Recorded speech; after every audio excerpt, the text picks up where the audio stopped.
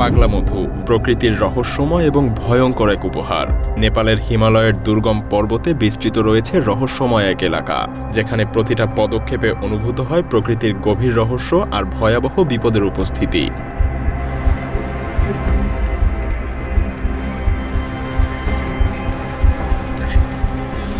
বছরের প্রায় পুরোটা সময় এই অঞ্চলটাতে প্রচণ্ড শীত আর তীব্র নিস্তব্ধতার মধ্যে দিয়ে কেটে যায়, কিন্তু প্রতি বছর এই নিস্তব্ধতার মাঝেই শুরু হয় এক অনন্য, বিপজ্জনক আর রোমাঞ্চকর অভিযান, পাগলা মধু বা ম্যাড হানি সংগ্রহ।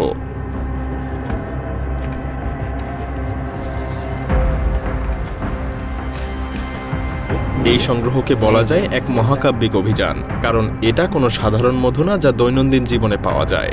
এটা এমন এক মধু যা বহু শতাব্দী ধরে মানুষের মনের মাঝে এক অদ্ভুত বিভ্রমের অনুভূতি এনে দেয়। এই মধু এতটাই রহস্যময় এবং বিপজ্জনক যে একবার সেবন করলেই এটা মানুষকে নিয়ে যেতে পারে এক অলৌকিক জগতে, যেখানে কল্পনা আর বাস্তবের মধ্যে কোনো পার্থক্য থাকে না। বিশ্বের সবচাইতে বড় মৌমাছি অ্যাপিস ল্যাবোরিওসা শুধুমাত্র হিমালয়ের এই গিরিপথেই বাস করে। এরা তৈরি করে এমন এক মধু যার মধ্যে রয়েছে গ্রায়ানোটক্সিন নামের এক ভয়ঙ্কর রাসায়নিক। এই গ্রায়ানোটক্সিন এতটাই শক্তিশালী যে এটা মানুষের অনুভূতি পর্যন্ত বিকৃত করে দেয়। এই মধু খেলে মানুষের মনে হতে পারে সে অদ্ভুত অদ্ভুত সব কণ্ঠস্বর শুনতে পাচ্ছে। তারা দেখতে পান তাদের চারপাশের জগৎ যেন গলে যাচ্ছে। অনেকে এক অলৌকিক বিভ্রমের মধ্যেই হারিয়ে যান, যেখানে বাস্তব আর কল্পনার সীমানা একেবারে মুছে যায়। গুরং উপজাতির মানুষেরা এই মধু সংগ্রহ করে আসছেন বহু শতাব্দী ধরে। তাদের কাছে এটা শুধুমাত্র একটা মধু না, এটা তাদের জীবনের অঙ্গ, তাদের ঐতিহ্য, তাদের পূর্বপুরুষদের স্মৃতির প্রতীক। এই মধু সংগ্রহ করতে গেলে তাদেরকে যেতে হয় ৮০০ ফুট খাড়া এক খাদের শীর্ষে।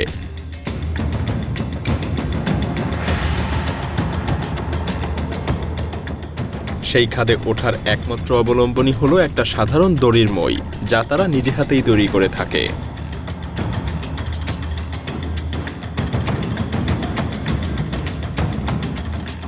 এই খাড়া পাহাড় বেয়ে উঠতে গিয়ে তাদের শরীরের প্রতিটা পেশি যেন নিজেদের শক্তির চরমে পৌঁছে যায়। তারা জানেন একটা মাত্র ভুল পদক্ষেপই তাদেরকে মৃত্যুর দিকে ঠেলে নিয়ে যেতে পারে। এই মধু সংগ্রহের জন্য যে সাহস প্রয়োজন তা এক কথায় অবিশ্বাস্য, কারণ প্রতিটা মুহূর্তে তাদেরকে জীবন মৃত্যুর সীমানা দিয়ে হাঁটতে হয়। দড়ির এই মই ধরে এক এক ধাপ এগিয়ে যাওয়া মানেই নিজেকে এক ধাপ করে মৃত্যুর মুখোমুখি নিয়ে দাঁড় করানো। তবে তারা থেমে যান না, কারণ তারা জানেন তাদের এই সংগ্রহ কেবল তাদের নিজেদের জন্য না, তাদের পূর্বপুরুষদের স্মৃতির জন্য, তাদের জীবনের প্রয়োজনে এই সংগ্রহ। এই বিপজ্জনক যাত্রাপথে তাদের সঙ্গ নেয় সেই বিশাল আকৃতির মৌমাছির ভয়ঙ্কর বিষাক্ত দল, যারা তাদের প্রতিটা পদক্ষেপেই বাধা হয়ে দাঁড়ায়। প্রতিটা দংশন যেন শরীরকে জ্বালিয়ে দেয়, কিন্তু সংগ্রাহকরা জানেন যে এই ব্যথা সহ্য করা ছাড়া তাদের আর কোনো উপায় নেই। তারা তাদের মনোযোগ ধরে রাখেন। প্রতিটা পদক্ষেপে মৃত্যু যেন তাদের অপেক্ষায় থাকে, কিন্তু তারা যে নির্ভীক।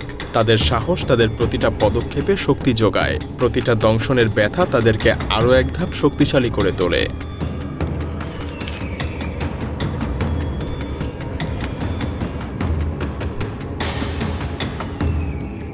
মধু সংগ্রাহকদের সাথে থাকে বিশেষ কিছু সরঞ্জাম, যা সংগ্রহের সময় তাদেরকে সাহায্য করে।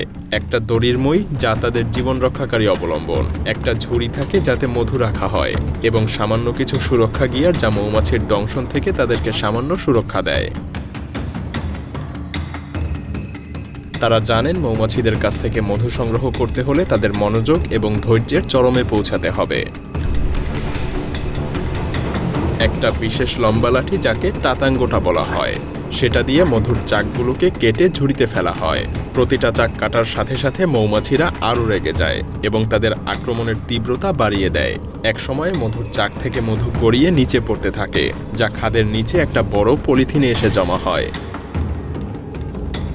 মৌমাছিরা চারপাশে আরও ঘনীভূত হয়ে আসে, আর সংগ্রাহকরা তাদের ধৈর্য এবং সাহসিকতার সাহায্যে কাজ চালিয়ে যেতে থাকেন।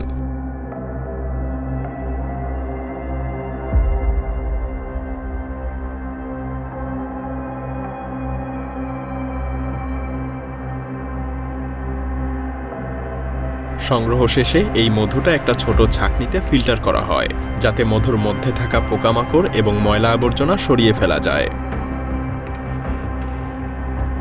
এরপরে মধুটা বিশেষভাবে সংরক্ষণ করা হয়। প্রথমে এটা খেতে মিষ্টি মনে হলেও কিছু সময়ের মধ্যেই মুখের মধ্যে ছড়িয়ে পড়ে এক অদ্ভুত ঝাঁঝালো অনুভূতি। এই ঝাঁঝালো স্বাদটাই মস্তিষ্কে এক ধরনের বিভ্রম সৃষ্টির জন্য দায়ী, যা এক অলৌকিক অভিজ্ঞতা এনে দেয়। তবে স্থানীয়রাও এই মধু অত্যন্ত সতর্কতার সাথেই গ্রহণ করেন, কারণ তারা জানেন এটা অতি শক্তিশালী। তারা এটাকে শুধুমাত্র ঔষধ হিসেবে ব্যবহার করেন এবং মনে করেন এটা শারীরিক এবং মানসিক শক্তি বৃদ্ধিতে বেশ কাজে দেয়। এই গুরং উপজাতির মানুষদের কাছে এই মধু শুধুমাত্র একটা প্রাকৃতিক ঔষধ না, বরং এটা তাদের জীবনধারার একটা অংশ। এটা তাদের পূর্বপুরুষদের স্মৃতি এবং তাদের ঐতিহ্যের প্রতীক।